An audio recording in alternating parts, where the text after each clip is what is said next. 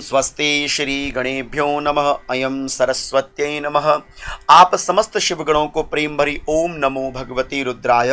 मैं पंडित गिरीशानंद शास्त्री आप सभी का स्वागत करते हुए, सभी को विदित है कि 7 अक्टूबर से लेकर 5 नवंबर पर्यंत तक पावन पुनीत मास कार्तिक मास रहेगा।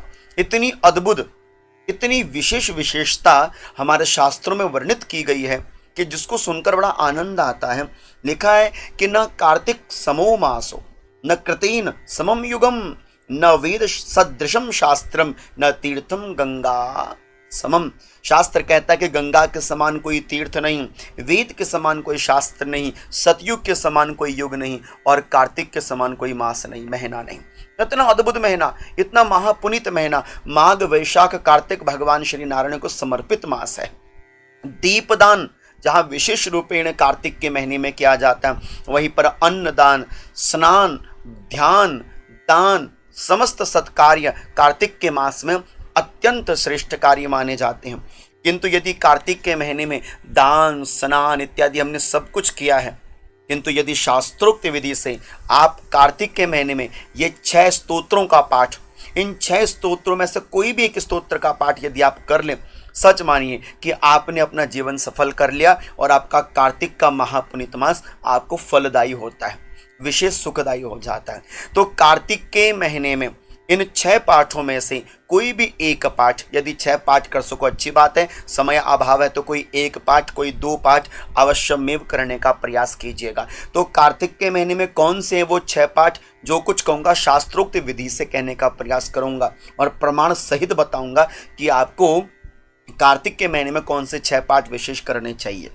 देखिए, सर्वप्रथम शास्त्र कहता है कि हरेर्नाम सहस्त्राख्यम गजेंद्रस्य च मोक्षणम कार्तिके पठते यस्तु पुनर्जन्म न विंदते। शास्त्र कहता है कि कार्तिक में यदि प्रथम पाठ यदि आप कुछ कर सकते हैं तो विष्णु सहस्त्र नाम का पाठ कीजिए। विष्णु सहस्त्र नाम का पाठ भगवान शालिग्राम के समीप कीजिए। शालिग्राम भगवान की पूजा तुलसी के पत्रों से करते हुए अंततो गत्वा भगवान शालिग्राम के समीपस्थ आपको विष्णु सहस्त्र नाम का पाठ करना चाहिए। नियम बनावें सुबह अथवा शाम, गंगा के तट के किनारे, भगवान शालिग्राम के किनारे, भगवान महादेव के निकट, जहाँ पर भी आपको सुंदर व्यवस्था बने वहाँ पर आप विष्णु सहस्त्र नाम का पाठ कर सकते हैं। तो प्रथम जो पाठ करणीय योग्य है वह है विष्णु सहस्त्र नाम पाठम। दूसरा है गजेंद्रस्य च मोक्षणम। अपने पितरों के सतमोक्ष के लिए, अनेक पापों की निवृत्ति के लिए, कष्टों की निवृत्ति के लिए कार्तिक के महीने में गजेंद्र मोक्ष का पाठ आप कर सकते हैं।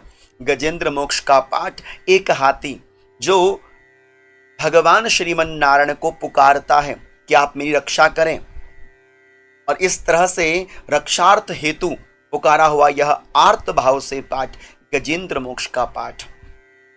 तो इसलिए यदि हो सके तो आप गजेंद्र मोक्ष का पाठ कार्तिक के महीने में कर सकते हैं शास्त्रोक्त विधि से। हम तीसरा जो अत्यंत श्रेष्ठ है, जो शास्त्र में भी लिखा हुआ है कि कार्तिक मासी विप्रेंद्र यस्तु गीतम पठेन्नरः तस्य पुण्य फलम वक्तुम मम शक्तिम विदधते गीता मास्तु समम शास्त्रम न भूतम न भविष्यति। गीता के समान इस कलयुग में कोई दूसरा शास्त्र न है, न कभी हो सकता है। इसलिए कार्तिक मास विप्रेंद्र, इसलिए कार्तिक के मास में गीतम पठेन्नरः, श्रीमद् भगवत गीता का पाठ करना चाहिए।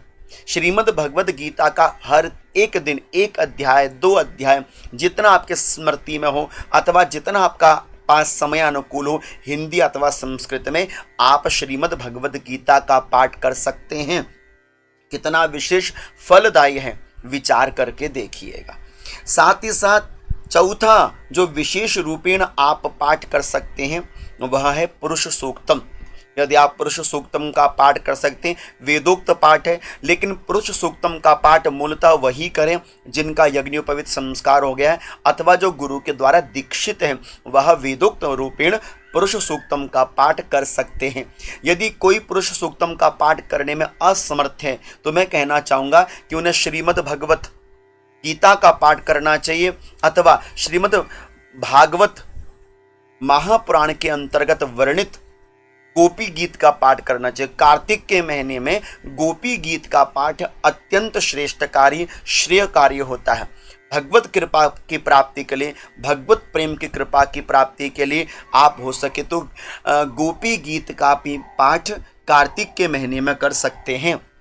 यदि आप भगवान शिव के भक्त हैं तो विशेष रूपेण अनेक प्रकार के दारिद्र्यों का हनन करने के लिए मेरे को सबसे जो सुंदर पाठ लगता है वो है दारिद्र्य दहन शिव स्तोत्रम।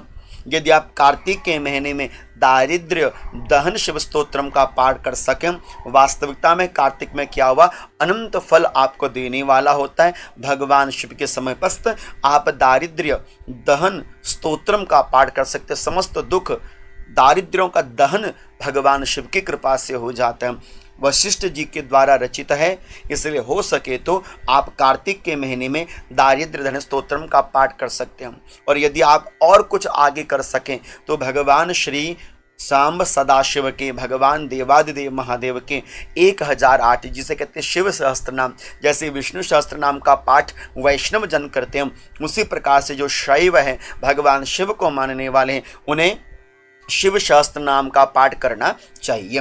तो आप इन 5-6 पाठों में से जो सबसे उत्तम पाठ आपको लगे वह अपने निमित्त कर सकते हैं। पाठ करने से पूर्व प्रथम आप प्राणायाम कर लीजिए। प्राणायाम करने के तत्पश्चात आप आचमन इत्यादि कर लीजिएगा। आचमन इत्यादि करने के तत्परांत दीप प्रज्वलित होना चाहिए जब आप पाठ करें, और आसन में बैठकर आपने पाठ प्रारंभ करना चाहिए।